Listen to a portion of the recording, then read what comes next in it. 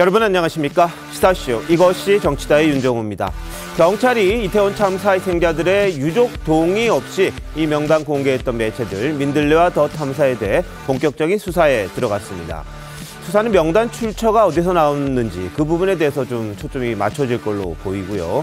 자, 이런 가운데 검찰이 이재명 민주당 대표의 최측근인 정진상 실장에 대해 구속영장을 청구했습니다.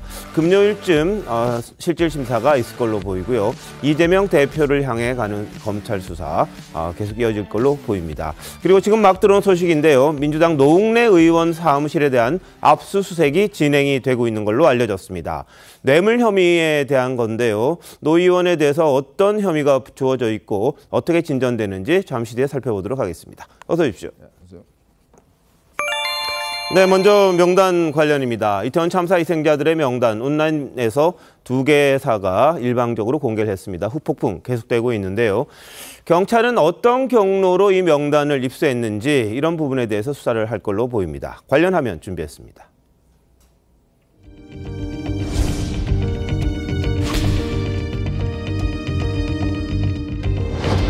그들이 저지른 이러한 폐륜의 1차적인 목적은 온갖 범죄 의혹을 받고 있는 이재명 대표를 지키는 것입니다.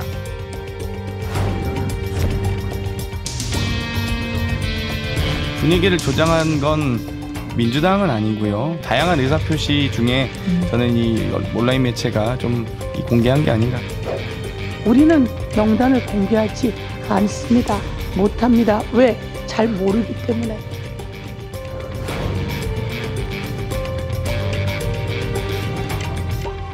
민주당이 그동안 잘 아시지 않습니까? 계속 명단 공개하라 그러고 그게 배후 조정이지요.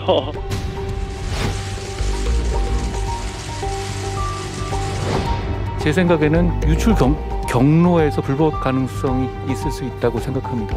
네. 철저히 공적인 자료거든요. 훔쳐간 게 아니라면 누군가가 제공한 가능성이 제일 크지 않겠습니까?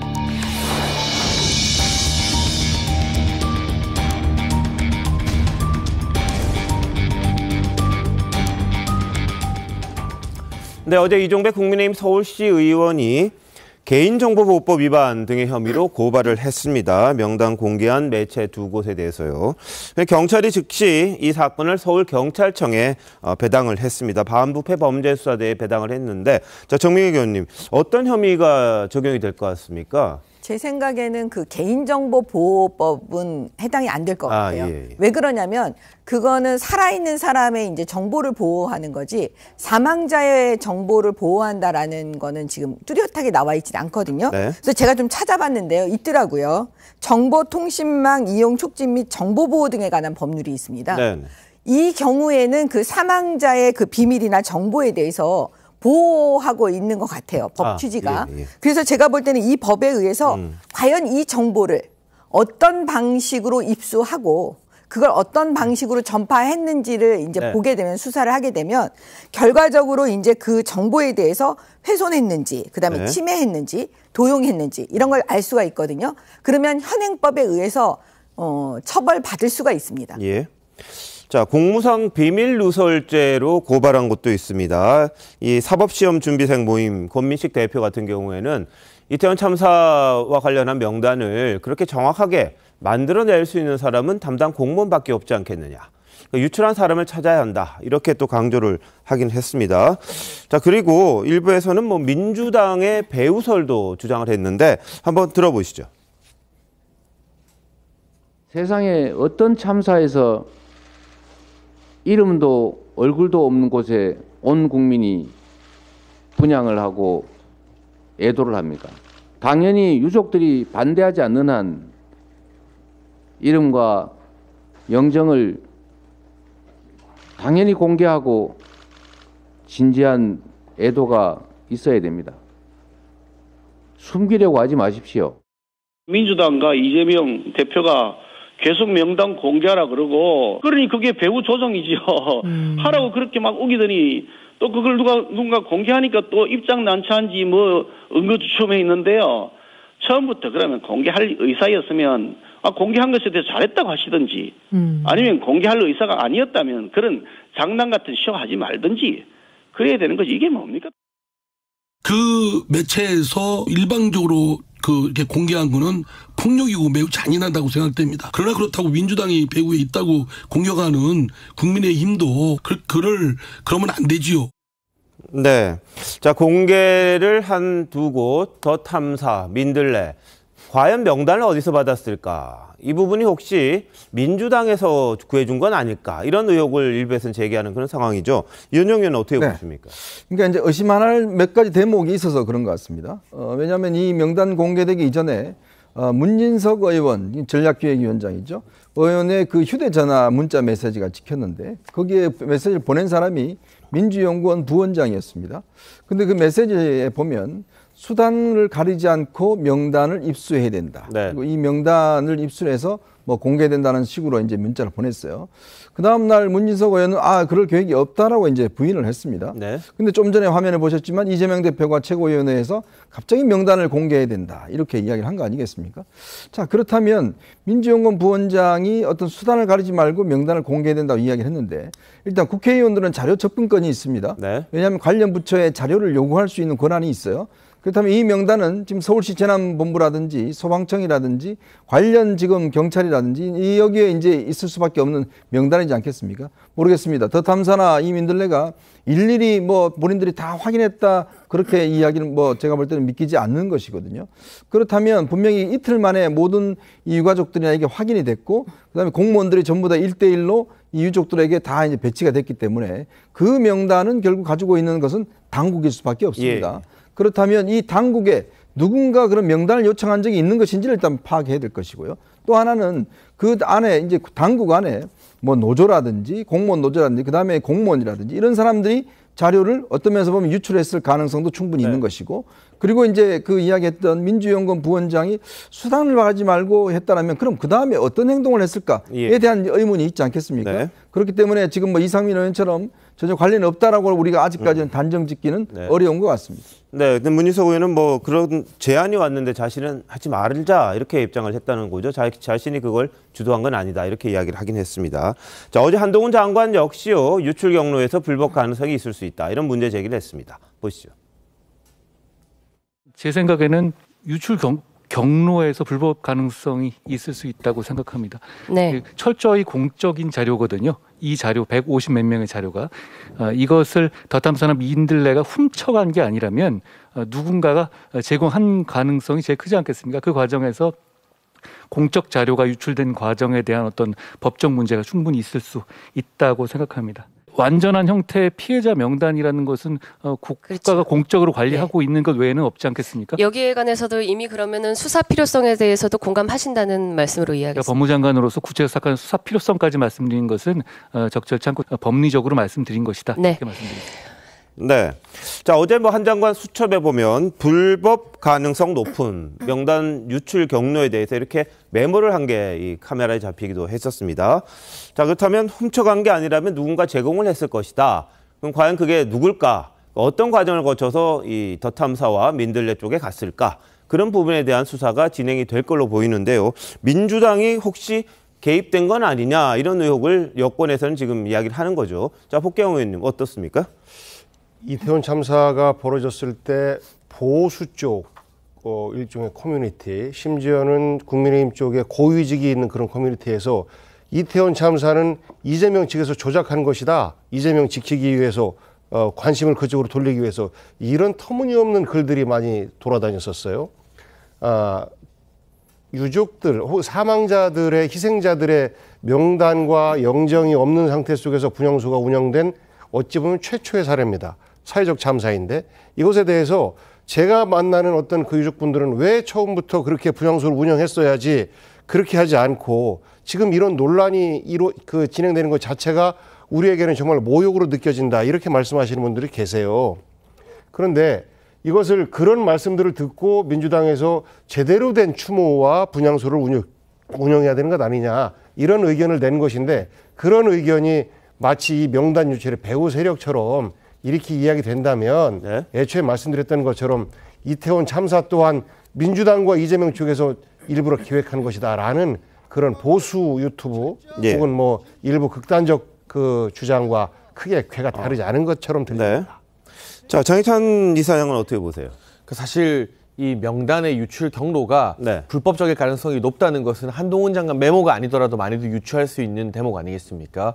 그리고 이로 인해서 다시금 이러한 이 명단 공개, 유족 동의 없는 명단 공개에 대한 국민적 공분이 일어났고, 그리고 많은 유가족분들이 여기에 대해서 분노와 또 억울함을 토로하고 계십니다. 그렇다면 수사기관이 마땅히 동의 없이 명단을 공개한 더 탐사나 민들레 같은 매체에 대한 강도 높은 강제 수사, 압수수색을 포함한 수사를 해야 될 것 같고요. 그분들 뭐 신원이나 소재 파악하는 게 어려워 보이진 않습니다. 자기들 스튜디오에서 뻔뻔하게 떡볶이 먹으면서 먹방하고 있으니까요. 당장 수사기관이 찾아가서 적법한 영장 뭐 받아와가지고 압수수색을 해서라도 대체 어떤 경로로 이 공무원들이나 실무자들을 얻기 힘든, 정치인들도 지금 제대로 확보를 못하고 있는 희생자 다수에 대한, 이 사망자 다수에 대한 명단을 확보했는지, 그 명단이 어떻게 넘겨졌는지 알아내야 되고요.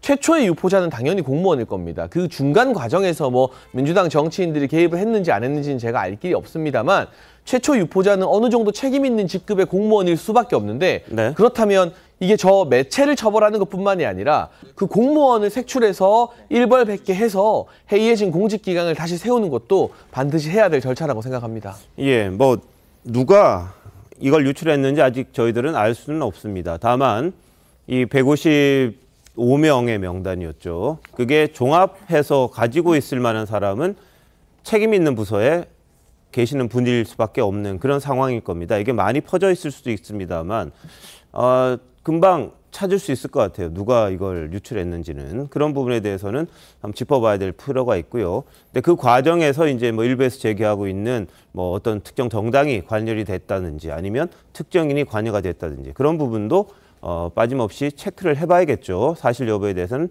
해야 될 것입니다.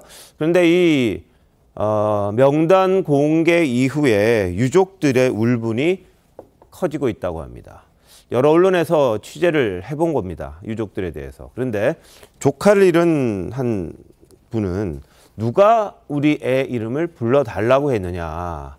아직 조카 친구 몇 명, 회사 말고는 알지도 못하는데 왜 이렇게 제3자가 마음대로 이름을 올리냐. 이게 말이 되느냐. 이렇게도 이야기를 했다고 합니다. 자, 장루미 변호사, 네. 이런 부분들은 어떻게 봐야 될까요? 저는 이런 돌아가신 분들의 이름을 공개하는 거는 당연히 유족들의 동의를 받아야 된다라고 생각합니다. 지금 뭐 개인정보법 위반이다, 법적인 부분을 논하고는 있지만 저는 유족분들이 가장 분노하고 있는 지점은 이것을 이를테면 공개한 것도 전 부적절하다고 생각하지만 이 연장선상에서 특정 정파가 배후에 있니 민주당이 뒤에서 조정을 하니라고 이 논쟁을 다루는 것도 저는 유가족들이 원하는 방식은 최소한 아니라고 생각합니다. 네. 일단 추모의 방식으로, 애도의 방식으로 한 분 한 분의 이름을 새겨서 추모비를 건립하든 이런 부분에 유가족분들이 동의를 하면 그 방향으로 나가면 되는 겁니다. 그 중간 과정에서 이 부분이 공무상 기밀 누설인지 아닌지 불법이다, 위법이다, 이것이 과연 이 사건의 본질인 것인지 저는 유족 뜻을 받들어서 추모의 방식을 사회적으로 공론화하고 합의해 나가면 되는 것이지 정치적인 공방의 수단으로 삼는 거는 뭐 여야 할 것 없이 굉장히 부적절하다고 생각합니다. 네. 근데 이미 뭐 이 추모를 정치권이 개입을 하면서 이미 정치화 돼버렸습니다. 특히 이제 우리가 이런 사태에 대해서 일어나면 여전히 지금까지도 가슴이 아프고 여전히 아직 정상적인 생활을 못 하시는 유족들이 가장 가슴이 뼈 아프겠죠. 자, 더 탐사가 가슴이 아프겠습니까? 민들레가 가슴이 아프겠습니까? 정의구현 사재단이 정말 가슴이 아프겠습니까? 우리는 유족들입니다. 즉 유족들의 뜻에 따라서 이 문제는 해결돼야 되는 문제인데 문제는 자기들이 지금 주도권을 갖고 있어요. 자, 이미 명단을 공개해 놓고 자, 원하면 저 연락하세요. 그럼 빼드릴게요. 이렇게 또 이야기를 하고 있습니다. 그 정말 울분에 찬 유족들이 한 20여 분이 전화하셔서 빼달라고 이야기를 했다라고 이야기하는데요. 이것 또한 2차 가해죠. 정말 유족들이 거기에 전화하는 그 상황이 얼마나 참담했겠습니까? 네. 그 문제를 또다시 한번 되새기는 그런 상황 아니겠습니까? 도대체 무슨 권한이 있길래 민들레라는 도대체 이 집단은 무슨 권한이 있길래 유족들에게 이런 식으로 대하는 것이죠? 저는 그런 면에서 보면 지금 이 시간 이때까지 저는 민주당에서 아직 공식 성명이 나온 걸 보지 못했습니다. 네. 이 부분에 대해서 당연히 질타하고 이런 행위에 대해서 이런 집단에 대해서는 우리 사회가 엄벌해야 된다는 그런 공감대가 있어야 되는 것이거든요. 자, 이런 참사가 일어나면 제일 중요한 건 어떤 면에서 보면 가장 아플 유족들을 위해서 유족들 중심으로 모든 걸 사고하고 모든 것들을 일을 처리해 나간다는 게 우리 사회의 하나의 합의된 원칙 아니겠습니까? 네. 근데 이 원칙을 깨는 집단, 이 원칙을 깨는 사람들, 이 부분에 대해서는 저는 용납해서는 안 된다 이런 생각이 듭니다. 예. 자, 논란이 확산되자 민들레 측은 이름 일부를 삭제를 했습니다. 그러면서 이런 말을 했습니다. 유족들에게 성별, 나이, 사진이 없지 않느냐.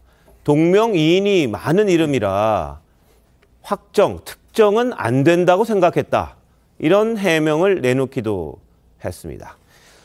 자, 본인들은 희생자들의 이름과 얼굴 이런 부분들을 공개를 하고 누군지를 알고 애도를 표해야 된다. 그리고 이런 마음들을 담으려고 했다. 이렇게 이야기를 했습니다만 동명이인이 많아서 이름 나가도 상관없지 않느냐. 이런 식의 해명을 했다고 합니다.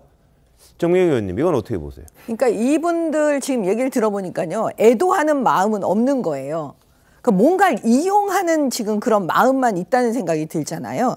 사실은 뭐냐면 동명이인이 많으니까 특정되지 않으니까 나는 잘못이 없다 이렇게 나가는데 결국은 법적 책임도 나는 지지 않겠다 뭐 이런 의미인 것 같은데 제가 볼 때는 현행법으로 처벌 충분히 가능하고요.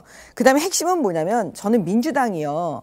그 이재명 대표를 비롯해서 유족의 동의가 있어야 공개한다라고 본인들이 그렇게 얘기했다고 주장하니까 그 말을 100% 믿는다고 치고 그러면은 민주당이 나서서 유족의 동의를 다 받으시든지 그렇게 하지도 않고 그거를 갖다가 불만 지피워놓고 이 더 탐사하고 그다음에 민들레 이거 왜 꽃 이름을 자꾸 모욕하는지 모르겠는데요.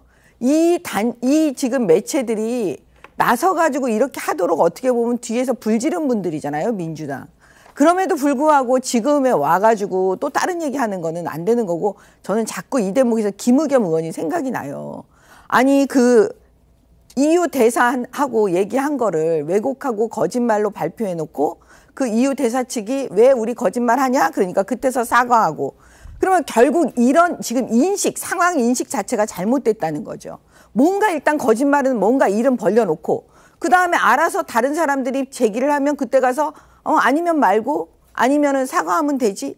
이런 인식 자체가 저는 잘못됐다고 생각합니다. 네네. 정말 그 민주당이 이렇게 하면 안 돼요. 예. 우리가 지금 이태원 참사가 정치로 변질돼 있는 아주 안 좋은 형태로 변질돼 있는 현장을 목도하고 있는 겁니다. 그분들 유가족들 입장에서는 얼마나 참담하겠어요. 우리 아이의 이름을 거느냐 안 거느냐 가지고 정치권에서 싸우고 있습니다. 희생자에 대한 모욕으로 느껴질 겁니다. 저는 그래서 이런 분란이 있는 과정에서 명단을 공개한 두 매체 저는 비판받아 마땅하다고 생각합니다. 잘했느니 못했느니는 차치하고라도 이런 논란이 될 수 있는 가능성이 있다라고 했을 때는 저는 잠시 그 논란이 정리될 때까지 기다려주는 것이 당연한 도리였었다라고 생각합니다.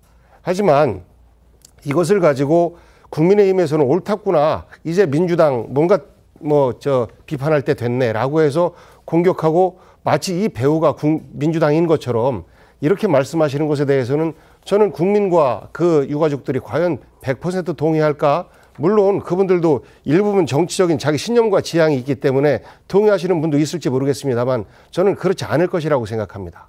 과거에 굳이 또 이런 말씀을 좀 드리고 싶지 않습니다만 박근혜 대통령 탄핵 때 민주당에서 먼저 탄핵하자고 안 했습니다. 국민들이 먼저 이야기를 했었습니다. 저는 이번에 추모하는 문제도 민주당이 앞장서서 가서는 안 된다라는 생각을 갖고 있어요. 국민들 스스로 시민사회에서 우리가 국가가 제대로 추모를 못했으니 우리가 추모합시다라고 나섰다면 저는 이런 문제는 안 생겼을 것이라고 생각해요. 그런데 이제 이것이 정치권에서의 갑론을박이 되다 보니 마치 이 책임이 민주당인 것처럼 되는데 처음부터 국가 추모였으면 국가 추모답게 영정과 그 이름 그리고 우리 국민들에게 이런 안타까운 젊은 희생자들을 함께 추모합시다 하고 맨 마지막 추모 기간 끝날 때 함께 추모제도 지내고 라고 했다면 이런 분란이 왜 생기겠습니까?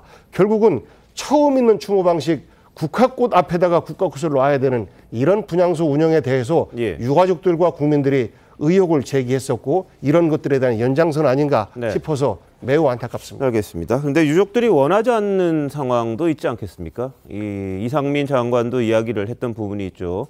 확인을 해봤는데 여러 명에 이제 물어봤는데 원치 않았던 사람들이 있다 이런 이야기를 했습니다. 그래서 그 부분에 대해서는 지금도 이름 공개되는 걸 꺼려하시는 유족들이 있는 상황이다 보니까 이걸 어떤 방식으로 해야 될지에 대한 부분에 대한 동의랄까요?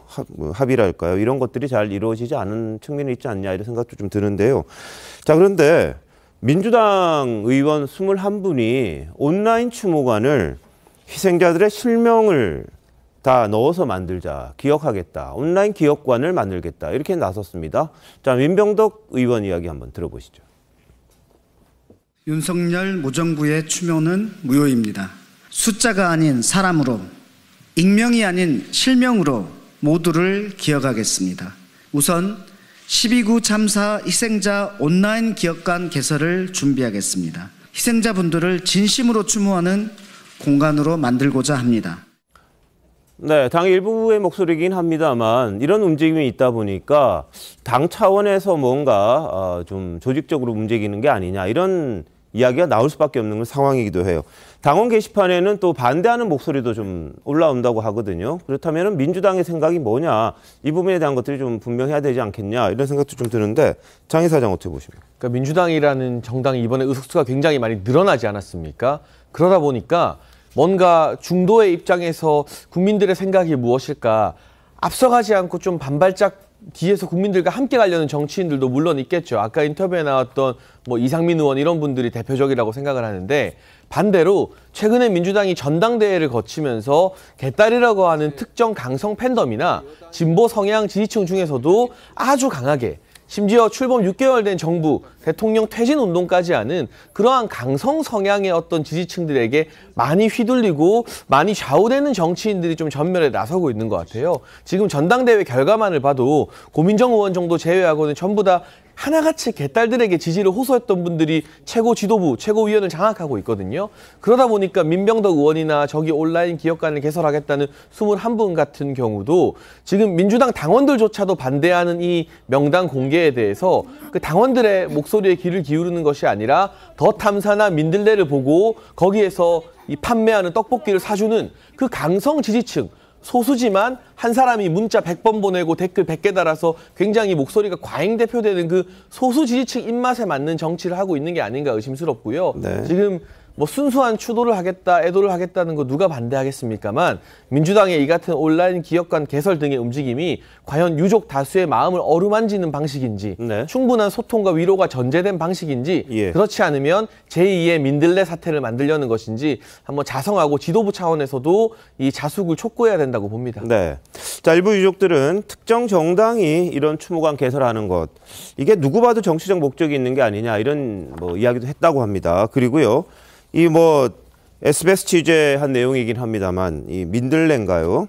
이 매체에 연락을 해서 이름을 좀 내려달라 이렇게 요청을 하려고 했는데 뭐 어디에 어떻게 돼 있는지는 모른답니다. 근데 홈페이지 겨우 찾아가지고 기자 메일 주소 찾아서 새벽 1시에 항의 메일 보냈더니 6시 반쯤에 답변이 왔고 아침 7시가 돼서야 이름이 지워졌다. 근데 많은 분들이 이야기하는 게 희생당하신 분들, 당사자 위주 이런 말씀들을 하지 않습니까? 근데 이건 과연 누구를 위한 공개고 누구를 무엇을 위한 공개인지, 그 당사자들은 도대체 어디 가 있는 건지 그런 부분에 대한 지적이 나올 수밖에 없는 그런 상황이기도 한데 장유미 변호사 어떻게 보세요? 일단 SBS 보도에 나온 유족분은 굉장히 좀 언짢으셨던 것 같습니다. 본인이 동의하지 않았는데 이름이 공개가 됐고 그 해명 내용도 납득할 수가 없지만 연락조차 제대로 되지 않았다. 연락을 취한 지 물론 새벽 시간대라고 이야기는 하고 계시지만 그 이후에야 좀 조치가 취해진 것도 너무 안일한 거 아니냐라고 하는데 저는 이 논란이 불거진 근본 원인은 윤석열 정부에 있지 않나라는 생각이 듭니다. 제대로 추모했는지 묻지 않을 수가 없습니다. 희생자라고 왜 말 처음에 하지 못했습니까? 왜 사망자라고 이야기했습니까? 이게 돌아가신 분들에 대한 예의입니까? 예우입니까?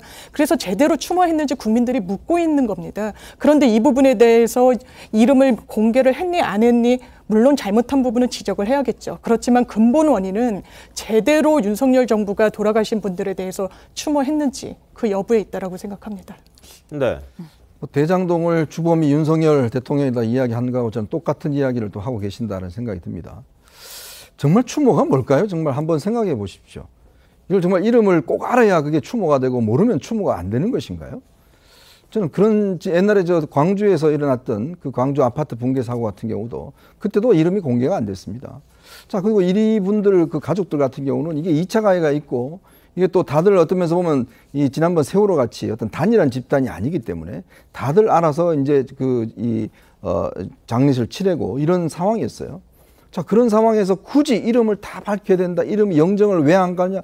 이런 것들은 어떤 면에서 보면 유족들이 요구한다면 저는 충분히 할 수 있다고 봅니다. 왜냐하면 네. 유족들이 지금 정부가 일대일로 다 배치가 됐으니까요. 자, 근데 자꾸 근본원인 이야기를 하시는데 정부가 예를 들어서 지금 국가 애도기간을 정하고 5일 동안 추모를 하고 자, 정부 입장에서 보면 그래도 이 추모 국가 애도기간 동안 국민들이 할 수 있도록 그렇게 만들었습니다. 그런데 지금 이 상황을 보면 이거는 다른 차원의 문제거든요. 자, 그러면 민들레라는 언론이 아니라 봅니다, 저는. 근데 왜 본인들은 이름 공개하지 않아요? 도대체 민들레가 무슨 단체입니까? 여기에 뭐 유시민 이사장이나 무슨 뭐 광노현 전 교육감이 관여하고 있다고 하는데 왜 이분들은 이야기가 없죠? 도대체 여기에 또 있는 대표는 누구십니까? 그러니까 이런 분들이 나와서 이야기를 해야 되는데 아니 유족들한테 다 어떤 면에서 보면 상처를 줘놔놓고 이제 본인들은 잠을 자고 유족들은 정말 마음이 급해서 빨리 이걸 좀 지워달라고 밤새 이걸 연락하는데 연락도 안 되고 그래놓고 아침에 해주고 벌써 20명이나 넘게 지금 이름을 지웠는데 이미 다 알려진 상황에서 이런 횡포를 부리는 집단이 어디에 있습니까? 더 문제는요. 그렇다면 지금 아까 이야기하셨듯이 민주당의 입장이 유족의 동의 없으면 안 한다는 게 민주당 입장이었으면 공식적으로 이 문제에 대해서 한 번이라도 이야기를 좀 하십시오. 대변인이 그 많은 대변인이 왜 공식 성명 하나 못 냅니까? 그리고 이재명 대표는 왜 이 순간에 침묵하고 있죠? 아, 이거 잘못됐으면 잘못됐다고 이야기를 하셔야 되잖아요. 네. 다른 사안에 대해서는 그렇게 말씀을 잘 하시면서 이 문제에 대해서 지금 유일하게 이야기하지 않는 집단이 바로 민주당과 이재명 대표입니다. 정의당마저도 입장을 발표를 했습니다. 근데 왜 민주당은 이야기하고 있지 않습니까? 예. 유족의 동의 없이 공개된 것에 대해서는 안타깝다, 유감이다라는 입장 표명을 분명히 했고요. 다만 그 이러한 일이 발생된 것이 이 이태원 참사를 접근하는 정부의 태도 때문에 이런 일이 발생된 겁니다. 정부는 이 참사를 개인들의 사고로 바라보는 거예요. 그렇기 때문에 사고와 사망자라는 표현을 쓴 것이고 참사와 희생자라고 쓴 것은 이 참사를 우리 국가사회가 책임져야 되는 것이다. 그러하기 때문에 이 사고가 났을 때 대구 지하철이나 또 외국에서도 총기 난사 사건이나 이런 거 있을 때 즉각적으로 사진과 연락처 저 이름까지 전부 다 공개가 되어서 범사회적으로 그 사람을 기억하면서 추모하게 만들잖아요. 그런데 이번엔 그렇게 안 했어요. 개인의 사고로 접근한 겁니다. 그러다 보니 이 명단을 개인의 어떤 그 정보인데 공개해야 되느냐 말해야 되느냐라는 논란이 사회적 참사 가운데서는 처음으로 나왔어요. 이 참 이상한 일입니다. 그래서 앞으로도 이런 사회적 참사가 일어났을 때 개인의 문제이기 때문에 명단을 다 숨기고 공개하지 않고 일일이 다 유가족들의 동의가 있을 때나 이것을 국가적인 문제라든지 혹은 일종의 추모비를 건립하는 데 있어서도 유족들의 동의를 다 받아야 된다라는 이런 절차들이 이제 뭐 전제된다라고 하면 저는 사회적 참사에 대응하는 어떤 기준이 이태원 참사 이전과 이후로 나눠지지 않을까 싶은데 근본적으로 저는 이것을 개인의 사고로 보느냐 아니면 국가가 책임 있는 사회적 사고로 보느냐에 따라서 명단 공개가 잘 된 거냐 잘못된 거냐라는 접근도 그렇게 가는 것이 맞다고 생각합니다. 제가 하나만 여쭤볼게요. 그러면 5.18 유공자들이나 전교조 교직원 명단이나 왜 그것에 대해서는 반대를 하죠? 민주당은 5.18 유공자 같은 경우는 5.18에 대해서 정말 유공이 있는 분들 아닙니까? 그분들을 알고 그분들이 뭘 했는지를 우리가 사회적으로 기려야 되는 그런 상황 아닌가요? 근데 그걸 개인정보라고 이야기해서 지금 민주당은 반대하고 있습니다. 개인정보를 공개하지 않습니다. 자, 전교조 명단도 마찬가지죠. 그분들이 전교조 활동 떳떳하게 하면 명단 공개하고 하는 게 타당한 거 아닌가요? 자, 그러면 그분들을 명단은 공개 안 하는 게 타당하고 이 세월호 참사, 이번 참사에 있는 이 명단은 반드시 공개해야 된다는 그 논리적 연관성은 어디에 있죠? 이 부분은 제가 짧게 말씀드려야 될 것 같아요. 그러니까 돌아가신 분들을 추모하는 것과 그리고 5.18 문제에 대해서는 그 중에서는 부상당하셔서 현재 살아계시는 분도 계시고 다양한 형태로 해서 이제 유공자의 칭호를 받고 있는 것인데 이 격이 다른 문제인 것이죠. 완전히 차원이 다른 문제를 같이 등치시켜서 개인정보라는 측면에서 똑같은 이야기입니다. 알겠습니다. 자, 다만 본인이 싫다고 하면 그걸 국가가 좀 강제로 이름을 이렇게 참사해서 공개할 수 있을까? 공개도 되는지. 나 그 부분은 잘 모르겠어요. 개인이 거부하면 안 되겠죠. 그러니까요. 근데 국립묘지에도 국가유공자도 내가 가기 싫다 그러면 안 갈 수 있는 겁니다. 그렇겠죠. 그러니까 지금 복 의원님 말씀하신 부분은 사회적 참사에 있어서 희생자들의 이름은 공개가 되고 같이 좀 애도를 받아야 될 사상인데 그걸 유가족에게 일일이 다 물어보고 어떻게 할 수 있느냐. 그 말씀 아니신가요? 예. 지금까지 우리는 그렇게 대응을 해왔고요. 예를 들면 대구 지하철 참사 때도 그렇게 했고 지난번 시리엔드의 우리 어린 아이들 뭐 이런 이야기 자꾸 하면 그 유가족분들에게는 상처가 되살아날 텐데 그때도 우리 아이들에 대해서 전부 다 이름과 사진 다 공개를 했었어요. 그것은 이 아이가 어느 병원에 어느 영안실에 가 있는지에 대한 정보를 주어서 가족과 지인들이 찾아갈 수 있게끔 하는 이러한 것도 있습니다. 이번에 사고가 났는데 우리 충남에서 어느 부모 가족들이 갔는데 어디 있는지 몰라요. 안 알려주니까.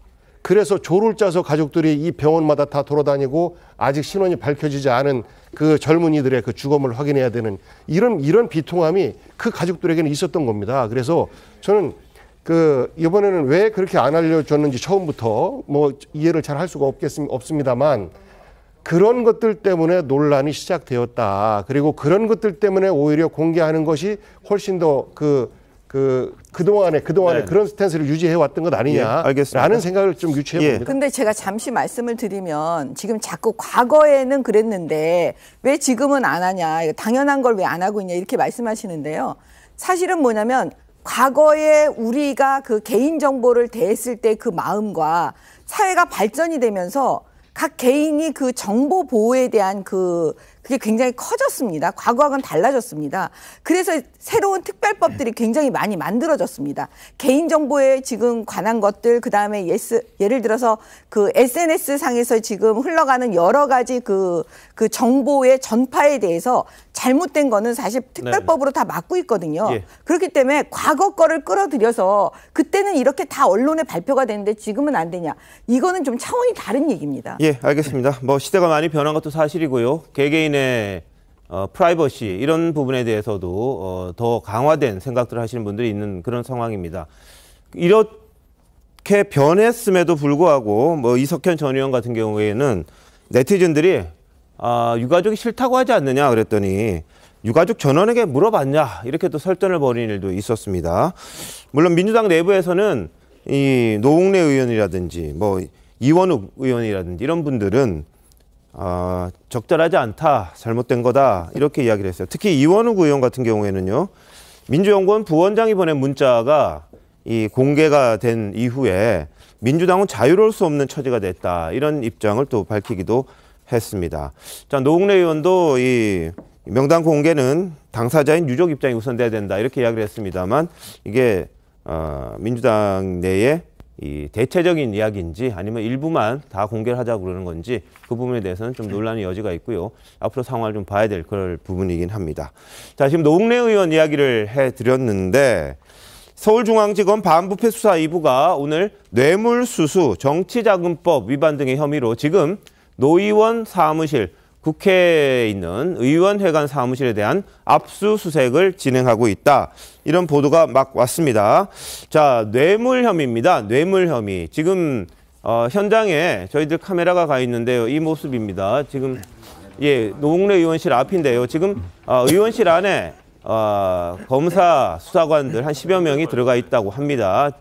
서른 의원이 와 있다는 이야기가 있고요. 그래서 지금 변호인을 기다리고 있다 이런 보도가 나오긴 합니다만 실질적으로 안에서 시작이 됐는지 아니면 아직 기다리고 있는 상황인지 그건 불확실하긴 합니다. 지금 혐의는요. 노 의원이 당내 최고위원 선거에 나갔습니다. 그 나간 상황에서 돈을 받았다는 그런 혐의입니다. 특정인에게 사업하시는 분이 돈을 줬다 한 수천만 원대다 이렇게 지금 보도가 나오는데요. 근데 그 과정에 지난번에 구속 기소됐던 이정근 민주당 전 사무부총장의 이름이 등장을 합니다. 이 사람에게 돈을 줬다는 사업가가 이 노 의원에게도 돈을 전했다. 이런 내용들이 지금 보도가 된 겁니다. 그래서 지금 노웅래 의원실 국회의원회관 사무실을 지금 압수수색하는 그런 상황입니다. 그러니까 수천만 원의 돈을 받아서 당내 선거를 위해서 활용한 게 아니냐 이런 의심을 검찰이 하고 있는 거고요. 압수수색 영장을 발부받아서 지금 현재 노웅래 의원실에 대한 압수수색을 검찰이 진행을 하고 있는 상황입니다. 자, 이윤 의원, 네. 이거 어떻게 봐야 될까요? 일단 지난번 이정근 전 민주당 사무부총장이 이제 구속이 될 때, 그때 이제 인허가 관련된 뭐 특혜라든지 뭐 등등 해서 한 10억 원 정도 받은 혐의로 구속이 됐지 않습니까? 근데 이정근 사무부총장이 있으면서 정치권에 아마 정치인들이 상당수가 연루됐을 가능성이 있다라는 이야기가 흘러나왔었어요. 특히 이제 이정근 부총장이 이제 이 MBC 출신입니다. 예. 그래서 이 여러 가지 어떤 뭐 의원들 이름도 나오고 그때 이제 설왕설래했고 또 이분이 이제 특정 또 어떤 정치인의 어떤 뭐 개파라고 할까요? 뭐 거기에 뭐 소속됐던 분이기 때문에 그래서 아마 이 중앙지검의 수사를 쭉 하다 보니까 결국 그 돈이 지금 현재 노웅래 의원한테 6천만 원 흘러간 것으로 일단 나와서 일단 압수수색을 실시한 것 같고 저는 여기서는 끝날 것 같지는 않습니다. 좀 더 확대될 가능성이 높아 보입니다. 자, 이제 이정근 사무부총장, 전 사무부총장과 연관된 사건에는 다른 사람들의 이름이 등장을 하는데 그때 노웅래 의원의 이름은 없었습니다. 구속 기소될 당시에는요. 그런데 이 이정근 전 부총장에게 돈을 줬다는 사업가가 따로 줬을 가능성을 지금 언급을 하고 있는 것 같아요. 노웅래 의원에게는. 근데 노 의원이 직접 연관이 돼 있는 건지 이정근 사무부총장과 아니면 사업하는 분이 바로 이 노 의원과 직거래를 했는지 그거는 모르겠습니다. 그 부분이 지금 이정근 전 사무부총장의 구속 기소된 내용에는 노 의원이 빠져 있기 때문에 사업가와 노 의원 간에 이 서로 간에 이제 직접적으로 주고받은 게 아닌가 이런 의심을 지금 하고 있다는 거거든요. 그래서 이정근 사무부총장과는 조금 무관할 수도 있다. 근데 다만 이정근 사무부총장에 대한 그 포렌식이라든지 이런 걸 했지 않겠습니까? 그런 디지털 증거 자료를 모으는 과정에서 노 의원과 관련된 부분이 나왔고 그래서 이 부분에 대한 검찰의 압수수색이 들어간 게 아닌가 싶은데 자, 뇌물로 사무실 압수수색하는 거 국회의원 사무실 압수수색 굉장히 오랜만인 것 같은데요. 자, 이 장유미 변호사 어떻게 보세요? 사실 뇌물이란 건 대가성이 있었다는 취지입니다. 지금 이미 구속 기소된 이정근 전 사무부총장을 경유해서 돈을 받았는지 왜냐하면 어떤 보도에 따르면 이정근 사무부총장으로부터 노웅래 의원에게 전달하기 위한 용도라는 이야기를 들었다는 진술을 검찰이 확보했다는 보도도 나오고 있습니다. 아니면 직접 수수를 했던지 간에 그 경위가 이중이든 삼중이든 직접이든 어떤 대가 관계가 있다라고 입증이 된다면 이 부분과 관련해서는 수사를 통해서 밝혀져야 되는 부분이라는 생각이 들고 다만 정치자금법이라고 해서 당시에 전당대회 최고위원회에 출마를 했었죠. 그래서 그 부분과 관련해서 뭔가 정치자금법 위반의 또 소지가 있다면 검찰이 영장을 발부받아서 현재 압수수색을 단행하고 있는 만큼 뭐 실체는 조만간 드러날 거라고 생각합니다. 자, 복 의원님, 민주당 입장은 어떻습니까? 뭐 현재로서는 어떤 입장을 낼 수 있는 처지가 아니겠죠. 잘못된 부분이 있다면 그 부분에 대해서는 처벌을 받는 것이 마땅한데요. 뭐 노웅래 의원께서 그동안 오래 정치를 해오면서 과연 부적절한 처신을 했을까라는 어떤 그 신뢰 속에서 이 사건을 결과를 바라봐야 될 것 같습니다. 근데 여러 보도가 나오고 있는데요. 사실 이정근 전 사무부총장 변호인이셨던 분이 얼마 전에 SNS에 글 올린 게 있어요. 이거 민주당에서 적극적으로 방어해주지 않으면 이 불씨가 민주당 전체로 번지게 될 수도 있다라는 경고성 메시지를 SNS에 올렸다가 그 변호인이 글을 지웠던 그런 기억이 제 머릿속에 생생하게 남아있는데 어쨌건 이게 이정근 전 부총장을 경유한 것이든 그렇지 않고 사업가 박목 씨가 직접 노웅래 의원을 만나서 수차례에 걸쳐서 수천만 원을 제공한 것이든 만약 이 같은 혐의가 사실이라면 민주당 전체 입장에서는 이것과 무관한 사건이긴 합니다만 대장동이나 여러 가지 혐의 때문에 당대표의 측근들이 줄줄이 구속되고 또 구속영장이 청구된 상황에서 다시 한번 국민들로 하여금 이 도덕적 잣대가 너무 낮은 것 아니냐라는 지탄의 회초리를 맞을 수밖에 없는 상황으로 보여지고요. 국회의원회관에 대한 압수수색 영장은 법원에서도 상당히 부담스럽기 때문에 웬만하면 보수적으로 내준다고 합니다. 더군다나 뇌물 사건 관련된 영장은 정말 오랜만이기 때문에 어느 정도 검찰의 혐의가 소명되었을 가능성이 높다고 전망됩니다. 자, 국회에서 회관 압수수색과 관련된 보고가 들어온 걸 보면요. 오늘 오후 4시 49분 기준으로 노웅래 의원실에 서울중앙지검 검사 등 한 27명 정도가 왔다고 합니다. 그래서 압수수색이고요. 그러니까 4시 반부터 지금 4시 46분까지의 상황인데 이 경호기획관도 의원실에 들어갔고 서른 의원도 들어와 있다 그러고 의원실 안에는 검찰 10명이 변호인 오기를 기다리고 있다. 그 상황이 아까까지였는데 지금 상황은 변화가 있는지 실제로 진행이 되고 있는지에 대해서는 아직까지 들어오는 소식은 없습니다. 다만 보좌관에게 의원실 앞에서 영장을 확인시켜줬고 그 영장에 따라서 지금 압수수색을 진행하고 있는 그런 상황으로 보입니다. 자, 노웅래 의원과 관련된 부분요. 지금 의원실 문이 계속 닫혀 있는 상황입니다. 지금 보시는 게 현재 지금 실제 상황이고요. 검찰 측 인사들과 이 당직자들이 나란히 또 서 있는 모습도 좀 있다고 하고요. 김승원 의원도 지금 노웅래 의원실에 들어갔다고 합니다. 얼마 전에 공수처가 이제 김웅 국민의힘 의원에 대한 압수수색을 진행한 적이 있습니다. 네.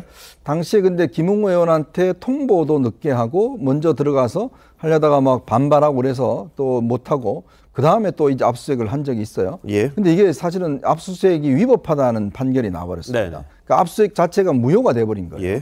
이제 그렇다 보니까 이번에 아마 검찰도 실적으로 이제 이 변호인 입회하에 요즘 압수수색은 그냥 다 가서 뭐 다 가져오는 게 아니라 특정한 어떤 컴퓨터나 이런 데 가서 이제 이 단어를 집어넣어서 그 자료들을 뽑는 것이거든요. 그래서 아마 굉장히 신중하게 일단 변호인이 입회한 건데 해야지만이 증거 능력이 있기 때문에 아마 그런 차원에 좀 시간이 걸리는 것 같습니다. 알겠습니다. 자, 노웅래 의원실 압수수색 장면 지금 현장 모습 보여드렸는데요. 지금은 내부에서 이제 일이 진행되고 있다 보니까 바깥 상황은 뭐 변화가 없는 그런 모습입니다. 기자들이 의원실 앞에서 기다리고 있는 상황이고요. 시간이 좀 걸리겠죠. 나오는 대로 또 메인 뉴스에서 알려드리도록 하겠습니다. 자, 명단 공개 관련해서 좀 이어갈 텐데요. 이 주한 대사관에서 이 항의하는 일이 좀 있답니다. 어제 특히 말씀드렸는데 한 대사관에서는 직접적으로 이 매체에 이름이 공개된 것과 관련해서 항의가 왔었다 그러고요. 상당수 외국인 사망자들은 이 자신의 이름이나 이 공개되는 것들에 대해서 꺼리고 있다. 이게 지금 우리 외교부의 입장입니다. 이게 일종의 외교 문제로 비화되는 게 아니냐, 뭐 이런 이야기까지 나올 정도로 이 일방적인 명단 공개에 대해서 다른 외국인 사망자들, 희생자들도 그렇게 탐탁지 않게 여긴다. 이런 이야기들이 좀 계속해서 나오고 있는 그런 상황이기도 합니다. 자, 이런 가운데 진중권 광운대 특임교수, 희생자 명단 공개에 바탕에는 음모론이 깔려 있다 이런 이야기를 했는데요. 한번 보시죠. 그 주체를 한번 보기에는 더 탐사, 그 다음에 민들레, 그 다음에 김어준 방송 이런 거지 않습니까? 이 사람들의 그 추모 의지가 순수하다고 볼 사람이 누가 있겠습니까? 이분들은 죽은 자는 무슨 공유물처럼 생각을 하는 거거든요. 이건 무엇보다도 너무 폭력적이다라는 생각이 들고 그 바탕에 깔려 있는 게 이제 음모론이에요. 윤석열 정부가 이 사건의 여파를 축소시키기 위해서 희생자 명단의 발표를 가로막고 있다 이런 사고방식을 하고 있거든요. 그렇게 생각할 수 있다는 것 자체가 정상이 아니다라는 걸 좀 보여준다고 보거든요. 결국은 이렇게 해가지고 어떻게 가져야냐면 윤석열 퇴진 투쟁을 하겠다는 거거든요. 네. 자, 뭐 윤 대통령 퇴진과 연관시켜서 진중권 교수가 이야기를 했는데 뭐 일부 사제들이 윤 대통령이 탄 항공기, 전용기에 추락을 기원하는 게시물을 올린다든지 뭐 그런 일이 있지 않았습니까? 뭐 일부에서는 신부직을 박탈당하기도 하고 성무 집행 정지 이런 것들도 징계를 받긴 했습니다만 이런 것들이 다 연속적으로 이른바 좀 강경파들이 이 사태 다시 말해서 이태원 참사와 관련된 것들 좀 정치적으로 이용하려고 하는 게 아니냐 뭐 이런 주장을 한 것 같아요. 자, 장희찬 이사장 어떻게 들으셨어요? 사실은 이 의도의 순수함이나 의도의 진정성에 대해서 인정을 받으려면 국민들이 보셨을 때 그 앞뒤 전후 맥락에 있어서 이 사람들이 또는 이 단체가 정말 정치적 목적을 위해서 또는 윤석열 정부를 공격하기 위해서가 아니라 진짜 유족들의 슬픔과 아픔을 함께하기 위해서구나라는 인식을 씹어줬어야 되는 거죠. 사실 그 같은 신뢰나 어느 정도 인식이 바탕이 되었다 하더라도 당연하게도 유족의 동의가 없는 공개는 용납이 안 되는 행위인데 그런데 이 진중권 교수가 언급한 방송인 김어준 씨나 뭐 김어준 씨가 직접 명단 공개를 한 것은 아닙니다만 이 더 탐사나 민들레나 또 뭐 일부 이 천주교 정의사회구현 사제단 소속의 사제들이나 이런 분들은 저간의 과정에서 이분들이 정말로 유족들의 슬픔과 함께하고 위로를 하겠다는 것인지, 아니면 이 국가적 재난을 도구로 삼아서 정부를 공격하는 날카로운 창끝으로 쓰겠다는 것인지에 대해서 국민들이 매우 확인하기 어렵다. 또 일부 많은 국민들은 이 사람들은 정치적 도구로 지금 이 슬픔을 이용하는 거다라고 판단하고 지켜보고 있었어요.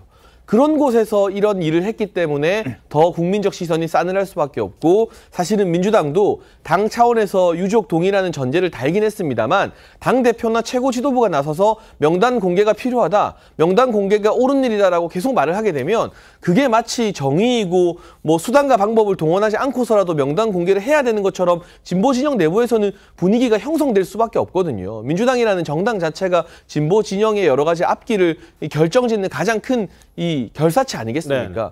그러다 보니까 이런 사단이 일어나고 마는 것인데, 지금이라도 민들레나 더 탐사나 이 같은 과정에 관여한 모든 사람들이 이 유족들 앞에 또 국민들 앞에 사과하고 반성하는 네. 그런 진지한 자세를 보여주는 게 이 참사의 아픔을 정치적 공방거리로 이용하지 않는 첫 번째 단추가 아닐까 싶습니다.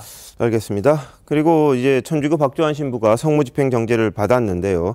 근데 탈핵 천주교 연대 소속인 박홍표 신부는 박 신부가 평소 정의감에 넘치고 용기 있게 바른 말을 해왔는데 이 숙청당한 기분이다. 얼마나 가슴이 아플까. 이렇게 두둔하는 이야기를 하기도 했다고 합니다. 뭐 보시는 분들의 입장에 따라서는 뭐 그럴 수도 있겠다 싶긴 합니다만, 이 과연 사제로서 이 전용기가 추락을 하는 걸 기원하는 그런 개심을 올린 걸 옹호할 수 있을까, 이런 지적도 일부에서 나오고 있는데, 자, 장 변호사 어떻게 보십니까? 사실 성직자이고 어떤 뭐 아무리 대통령이 정치적 그리고 뭐 책임을 부담을 해야 된다라고 하더라도 뭐 타고 가는 비행기가 떨어지길 기원한다라는 거는 뭐 좀 비판받아 마땅한 지점이 분명히 있어 보이고요. 다만 이 신부 부분의 어떤 해명 내용을 보면 본인이 좀 연세가 있으신 분 같은데 SNS를 이용하는 게 좀 서투르다 보니까 이걸 사실상 비공개로 올리려고 하는 게 이제 공개로 전환된 부분도 있다라고 이야기를 하고 있습니다. 예.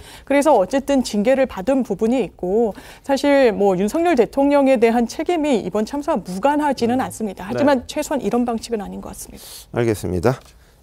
예, 뭐 하실 말씀 있으세요? 예. 저는 적어도 종교계에서는 이런 갈등이 있을 때는 화합과 치유를 좀 해줬으면 좋겠다라는 생각을 해요. 지금 뭐 개신교의 대표적인 전광훈 목사, 그리고 이번에 두 분 신부님, 저는 이분들 우리 국민들에게 안식과 평화를 주는 것이 아니라 오히려 고통과 갈등만 주고 있는 것 아닌가 싶습니다. 안타깝습니다. 알겠습니다. 자, 오늘 국회 행정안전위에서는요, 이임재 전 용산경찰서장 그리고 유미진 경찰청 총경, 이 두 사람이 증인으로 나왔습니다. 나와서 당시 상황과 관련된 이야기들을 언급을 했는데요. 이 전 서장 사과는 했습니다만 한번 들어보시죠. 고인분들과 유족분들께 진심으로 죄송하다는 말씀을, 정말 죄송하다는 말씀을 드립니다. 당시 경찰서장으로서 참담한 심정이고 무한한 책임을 통감합니다. 그날 밤 제가 이태원 참사 관련해서 단 한 건의 보고도 받지를 못했습니다. 제가 이태원 참사 상황을 알게 된 것 시점은 23시경입니다. 그동안 차 안에서 뭐 하셨습니까? 알아보지 않으셨습니까? 예, 그동안 여러 가지 노력을 했었습니다. 어떤 노력을 하셨습니까? 제가 했던 뭐 무전 녹취록 다 있겠지만 또 통화 기록도 있겠지만 21시 57분경에 아시는 것처럼 녹사평역에 도착해서 당시 현장 관리하고 있던 112 상황실장에게 상황을 물었습니다. 지금 사람들이 좀 많고 차가 정체되고 있으나 특별한 상황은 없다고 답변을 들었습니다. 그래서 그 상황실장한테 책임을 떠넘기시는 거네요. 그런 생각은 전혀 없습니다. 당연히 제가 경찰서장으로서 모든 책임을 통감합니다. 그런 의미는 아니고 정말 오늘 소상하게 그날의 진상을 밝힘으로 해서 다시는 이런 참사가 없다는. 뛰어가시면 5분 거리도 안 되는데 왜 1시간을 빙빙 도셨냐고요. 그때까지만 하더라도 정말 그런 내용을 모르고 있었고, 그때 당시에 갈 때만 해도 어떤 특정 지점을 가거나 현장을 가는 그런 개념이 아니고 전체적인 상황 점검 차원이기 때문에 하게 그러면 당일 밤에 대통령실에 전화는 왜 받지 않았습니까? 그리고 왜 콜백도 하지 않았습니까? 그 부분도 약간의 오차가 있습니다. 제가 어떤 대통령실과의 그런 부담은 있지만 제 통화 기록을 복귀한 제 기억에 의하면 당시 23시 20분경에 행정관 전화가 왔으나 그 당시에는 제가 뒤늦게 상황을 파악하고 정말 결을 없이 상황을 지휘하느라고 전화를 받지 못한 사실이 있습니다. 그러나 6분 후에 23시 26분에 다시 제가 콜백을 했습니다. 간단한 상황 보고를 드렸고. 네. 자, 어떤 상황도 보고를 받지 못했다고 그랬습니다. 이거 어떻게 봐야 될까요? 참 기가 막힌 대답입니다. 그러면 일반인과 경찰이 뭐가 다른가요? 지금 경찰은요, 경찰서장 같은 경우는 바로 옆에 무전기를 3개나 든 그 수행 경찰이 있습니다. 지금 이 무전기는 이 용산서뿐만 아니라 서울청, 그다음에 보안 등등 해서 이 3개 무전에서 이 인근에 있는 경찰들이 무선하는 통신 내용을 다 청취할 수가 있습니다. 이미 아셨겠지만 이미 6시 반부터 112 신고를 비롯해서 수차례 걸려서 사람들이 압사당할 것 같다는 무전과 112 신고와 또 현장 경찰의 보고 등등이 전부 다 무전으로 이야기되는 거 아니겠습니까? 자, 그런 상황에 지금 전혀 보고를 못 받다는 것은 정말 철저히 아랫사람들한테 책임을 떠넘기는 것이다. 더군다나 그렇게 사람이 모여있고 뭔가 문제가 생겼다면 뛰어갔어야죠. 근데 도대체 뭐하러 거기서 빙빙 돌다가 본인이 그 지금 변명 자체를 저렇게 하고 있는 것인데, 제가 볼 때는 결국은 이제 형사처벌을 앞두고 본인이 이제 변명하는 것인데, 정말 참 저는 저 이야기를 들으면서 떳떳하지도 못하고 네. 정직하지도 못하다 이런 생각이 듭니다. 예. 자, 용산서장 또 국회에서 말한 부분이 있는데요. 어떤 내용을 이야기했는지 한번 들어보시죠. 이미 10시 55분에 그 다수의 심정지 환자가 발생한 상태입니다. 근데 그때 그 이태원 앤틱하고 거리에 뒷줌을 진 채 이태원 파출소로 걸어가는 모습이 담겨진 게 나왔는데, 이것은 좀 상황의 심각성을 몰라서 그랬던 겁니까? 왜 그렇게 처신하셨습니까? 예, 정말 죄송합니다. 그러나 정말 어떤 그런 말씀 드리기조차도 부끄럽고 참담하지만 그때까지 정확한 현장 상황을 몰랐기 때문에. 우리 이상민 그 행안부 장관이 현장에 도착했을 때 나타나지 않았다 하는데 사실입니까? 그 부분은 뭐 제가 사실 계속 팔소 옥상에서 현장지를 급하게 하고 있었습니다. 저는 장관님이 오신 내용도 몰랐었고, 그리고 어떤 연락을 받지 못했기 때문에 저는 계속 급박하게 옥상에서 현장 지휘를 하고 있었습니다. 옥상에 주로 계셨군요. 현장에 계시랑. 예, 거기가 위치가 제일 지역에 좋은 장소였기 때문에 거기서 전체인 군중 흐름과. 예, 뭐 옥상에서 지휘를 했답니다. 옥상에서. 거기가 제일 보기 좋은 장소고 현장에 가는 것보다 그게 낫다 이렇게 판단을 한 걸로 보입니다. 근데 장관 오고 가는 거 보고가 없었다. 그건 본인이 현장에서 어떤 지휘를 했고, 그럼 어떤 뭐랄까요, 이 반응을 받고 어떻게 또 지휘를 했는지 그런 부분에 대해서는 좀 따져봐야 될 부분이 있을 것 같은데, 장희찬 이사장은 이거 어떻게 들으셨어요? 그러니까 지금 계속해서 이 현장 지휘 중에 아쉬움으로 남는 부분은 차도 통제거든요. 네. 그 당시에 이제 사고 소식이 알려진 뒤라도 좀 급박하게 차도를 통제하고 인도에 밀집된 사람들이 차도까지 쓸 수 있게 했다면 그 좁은 공간에 밀집된 인파가 분산됨으로써 이후에 구조 작업이나 추가적인 피해를 막을 수 있지 않았겠느냐라는 아쉬움이 많이 맴돕니다. 네. 사실은 이 1차선 통제 같은 경우는 사고 전부터 신고가 들어왔으면 진즉해야 되는 것이고, 원래는 경찰이 불꽃축제나 벚꽃축제 같이 사람들 많이 몰리는 데 가면요, 의뢰에 사전에 고지하지 않고도 1차선 정도는 막아서 차들은 나머지 차선으로 다니게 하고 인파를 분산시키거든요. 그걸 하지 않았다는 것도 아쉽고, 네. 뒤늦게라도 도착한 경찰서장이 그럼 그걸 지시를 내리지 않고 도대체 어떤 지시를 내렸는지가 잘 모르겠다는 부분이고요. 네. 지금 추후에 언론 보도를 통해서 알려진 걸 보게 되면 소방당국에서 계속해서 경찰에 협조 요청을 했는데 회신이 거의 돌아오지 않았고, 소방차나 이 구급대가 현장으로 진입하려고 하다가 경찰이 오히려 들어오지 말라고 막아가지고 진입이 늦어졌다는 언론 보도도 있습니다. 이 같은 뭐 제가 일선 경찰관님들을 탓하는 것은 아닙니다만 여러 가지 총체적 지휘 부실로 인한 이 사고 후 대처도 미흡한 부분들이 너무 많이 나오고 있는데 이임재 전 서장이 저 자리에 나와서 나 보고 못 받았다, 그리고 내가 보고 못 받고 뭐 나중에 전화 잘 못한 것에 대해서는 결을 없이 현장 지휘에서라고 면피성 답변만 하실 게 아니라 어떤 지휘를 현장에서 그러면 정신없이 했는지 그걸 밝히셔야 되는 거죠. 알겠습니다. 자, 그런데 또 다른 간부가 있습니다. 밑에서 보고를 못 받았다고 하는 또 다른 간부 누굴까요? 류미진 총경인데 한번 보시죠. 복귀하신 시간이 언제입니까? 23시 39분에 상황실에서 연락을 받고 그때 알게 됐습니다. 그러면 그 보고 연락을 어떤 형식으로 보고 받으셨습니까? 상황실 직원으로부터 압사 신고가 있다는 연락을 받았습니다. 그 당시 아무리 상황실에 없다고 하더라도 유미진 증인은 자기 집무실에서 이 보고 못 받았습니까? 네, 저는 보고를 받지 못 못했습니다. 받았어요? 네, 받지 못했습니다. 제가 당일 상황관리관으로서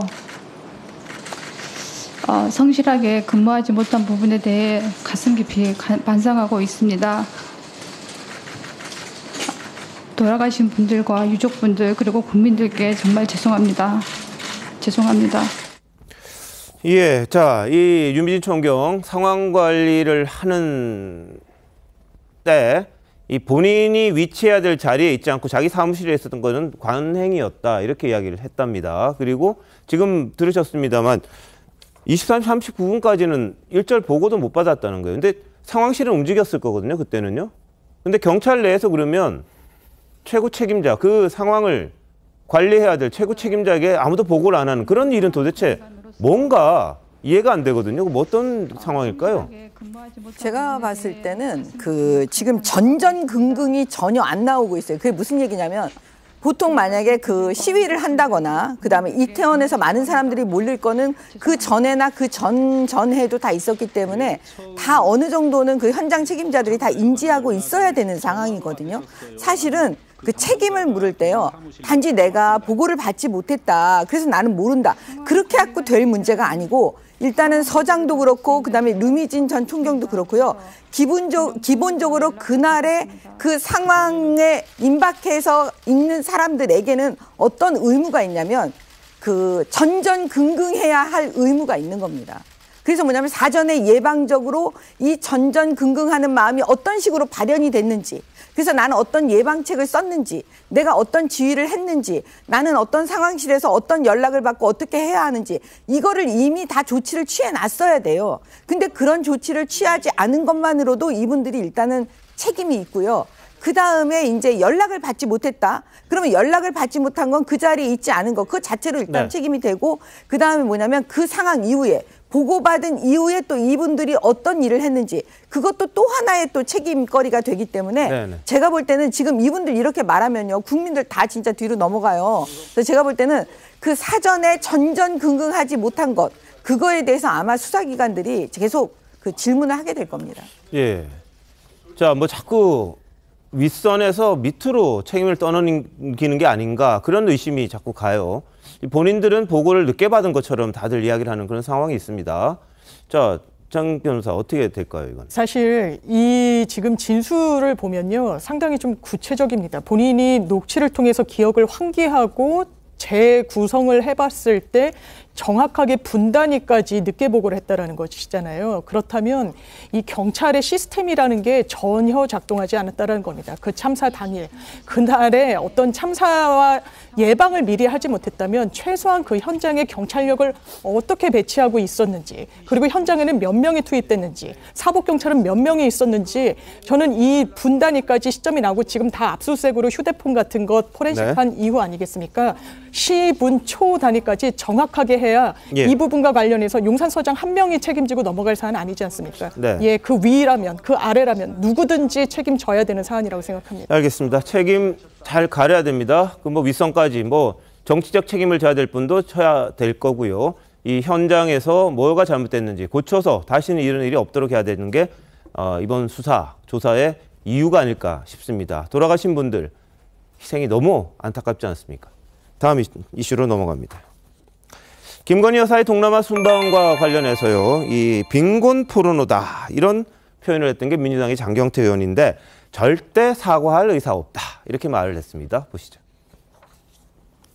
역시 국가 서열 제1위의 김건희 여사를 공격한 혹은 비판한 대가가 이런 건가 싶은 생각이 드는데요. 김건희 여사께서 어떻게 이해하고 계신지, 만약 불쾌감을 느끼셨다면 저도 유감 표명을 고려할 수는 있으나 당사자의 의사도 없이 제3자들이 자꾸 이렇게 뭐 본인들이 불쾌했다고 주장하고 있는 거잖아요. 제소 요건에도 성립하지도 않다고 보고요. 단어 자체가 충분히 사전적 또 여러 학술적 용어이기 때문에, 그리고 김건희 여사에 대한 비판이 만약 제소 요건이었다면 거기에 대해서는 절대 사과할 의사가 없습니다.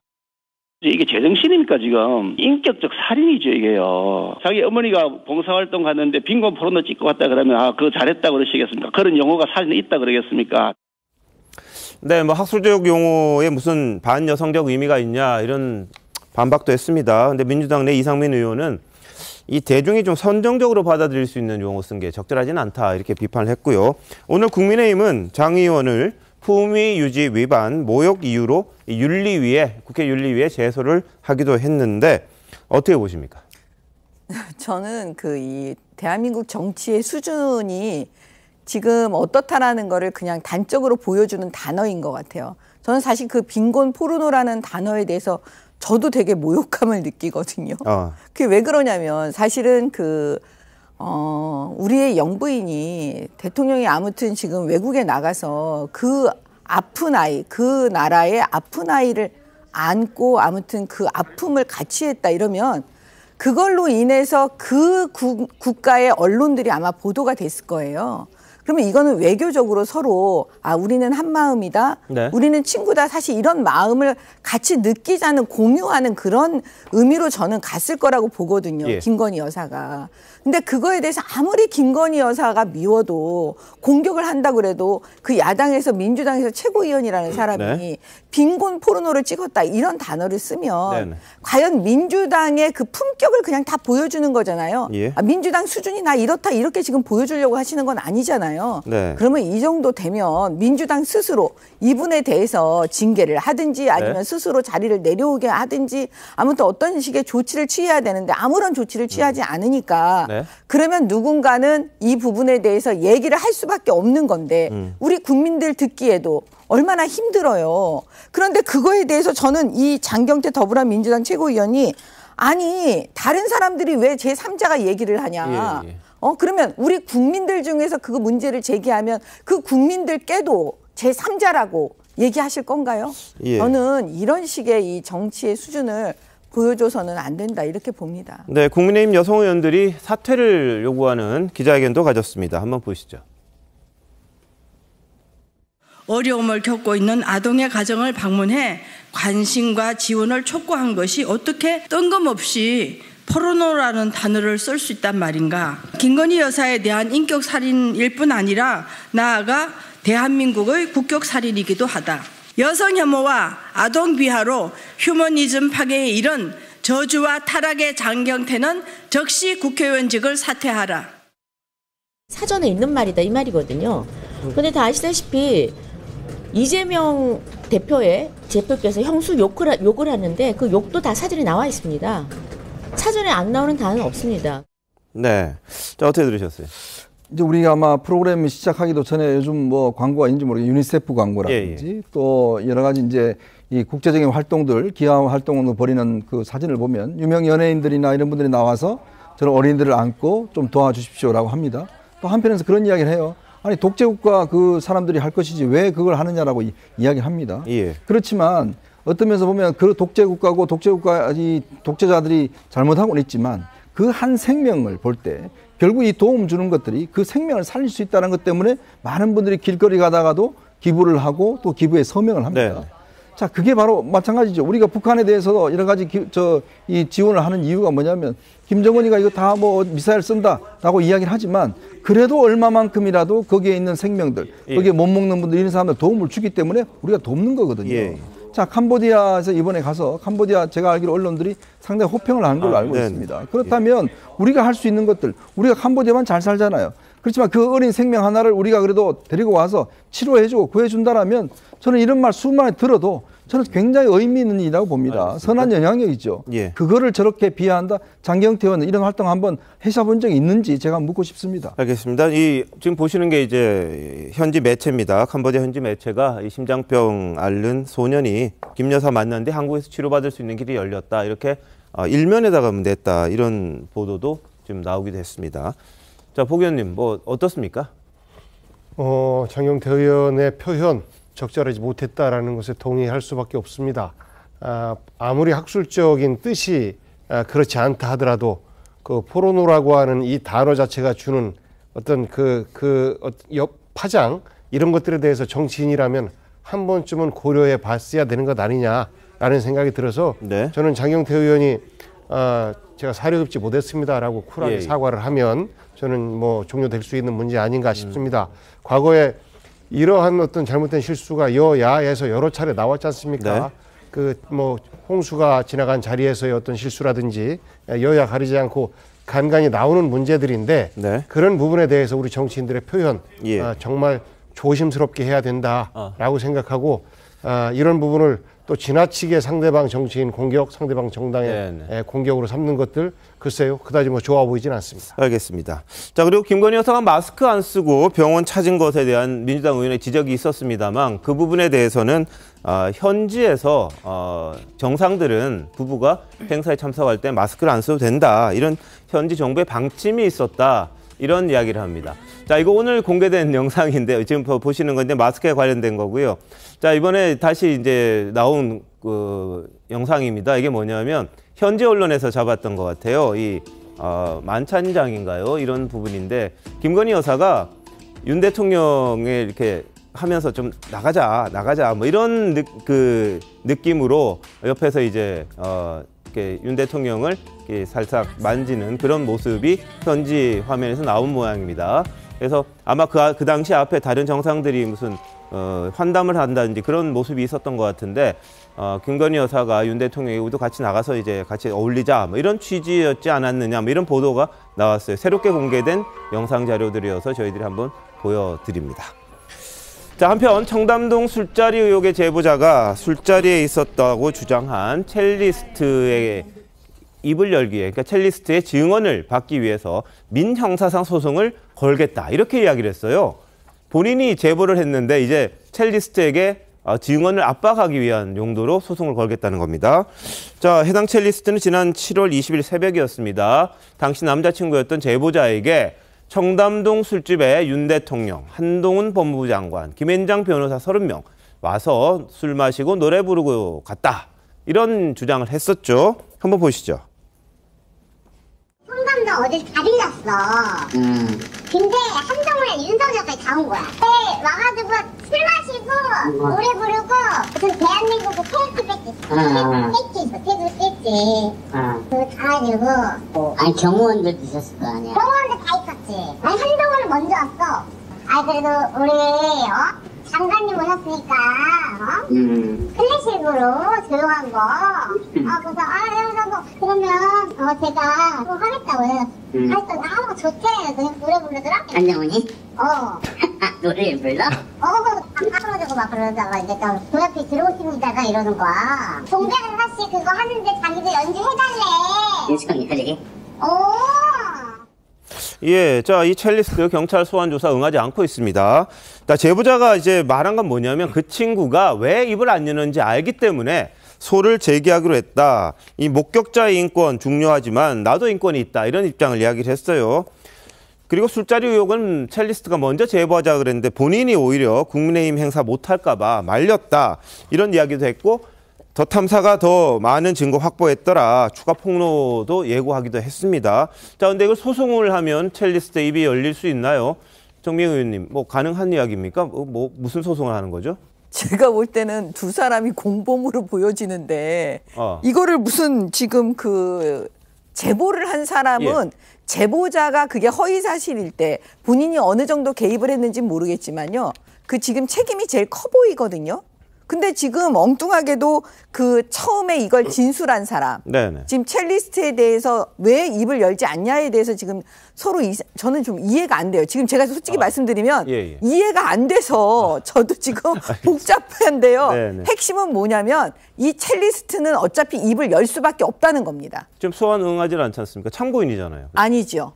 지금 이 사건에 대해서 한동훈 장관이 어차피 이제 수사할 수밖에 없다는 상황이 되면 명예훼손 책임으로 이 제보자와 첼리스트가 다 공동으로 고소가 될 수밖에 없습니다. 그러면은 소환에 응해서 참고인이 아니고요. 피고소인으로 그 진술할 수밖에 없어요. 알겠습니다.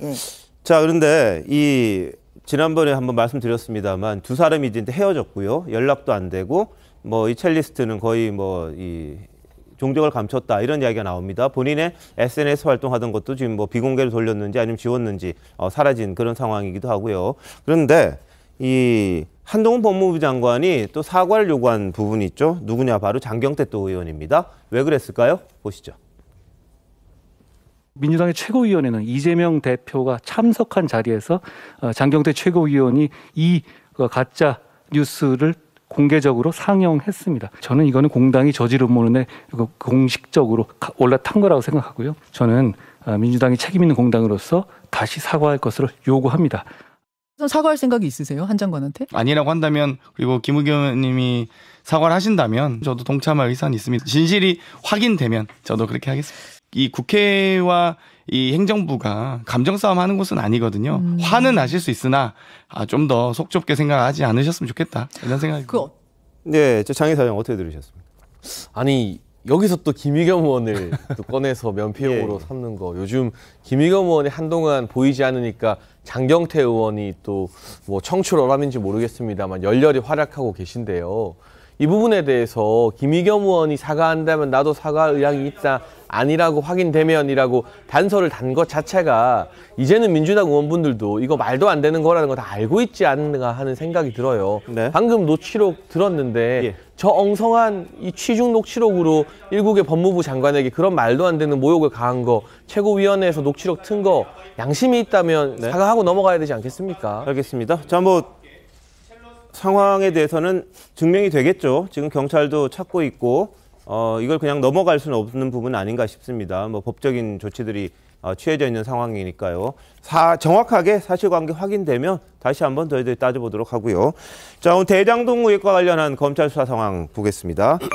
정진상 당대표 정무조정실장 14시간 소환 조사를 했습니다. 예상보다 빠르게 오늘 구속영장을 청구를 했어요. 이재명 대표 반응 궁금하실 텐데 한번 보시죠. 검찰의 정치 탄압이다 좀 이렇게 보시는 것 같은데 저희는 한 말씀만 좀 부탁드리겠습니다. 정 실장 수사를 통해서 좀 어떻게 밝혀질 수 있다고 보시나요? 이쪽에. 예, 뭐 이 대표 기자들이 복도에서 묻는 건 거의 대답을 안 합니다만 오늘도 역시 대답은 안 했습니다. 구속영장 바로 청구를 했습니다. 장 변호사 어떻게 보세요? 사실 정진상 실장에 대한 영장 청구는 예정된 수순이었다라고 볼 수밖에 없고요. 다만 이 부분과 관련해서 핵심은 그런 것 같습니다. 700억 원을 약속받았다는 혐의가 지금 4가지 혐의 중에 한 가지로 거론이 되고 있는데 사실 유동규 씨의 공소장의 최종 귀착지가 유동규 씨로 공소장에 적시가 돼서 이미 재판이 구분응선을 넘고 있습니다. 검찰의 종전 수사와 지금 수사가 상호 모순되게 충돌하고 있는 겁니다. 이거 어떻게 공소 유지하시겠습니까? 영장 발부 여부가 저는 앞으로의 수사 방향을 가늠할 수 있는 중요 분수령이 될 거라고 생각합니다. 네. 자, 정 실장에게 적용된 혐의가 모두 4가지입니다. 뇌물수수, 부정처사 후 수뢰, 부패방지법 위반, 증거인멸교사 이런 4가지인데요. 자, 이 부분 정미경 의원님 어떻게 보세요?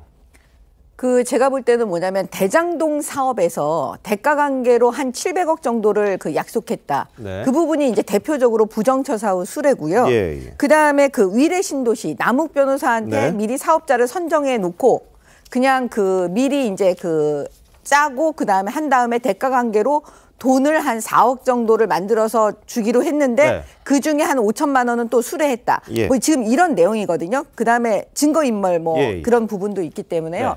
제가 볼 때는 영장은 나올 겁니다. 아, 그래요? 근데 정진상이라는 분이 실제 있는 분입니까? 자, 그래서 오늘 검찰 수사를 받으러 가는데 지하 주차장에서 이제 검찰 쪽에서 기다렸다고 합니다. 이건 뭐 조국 전 장관 당시에 훈령이 하나 있었죠. 피의자에 대한 인권 보호 차원에서 포토라인을 없앴지 않습니까? 그 때문에 없는데 모레 영장 실질 심사할 때는 아마 나올 수밖에 없을 겁니다. 법원에서는 그 포토라인이 여전히 있습니다. 잠시만요. 대한민국 이슈의 중심, 시사쇼 이것이 정치다. 여기까지입니다. 내일 다시 찾아뵙겠습니다. 고맙습니다.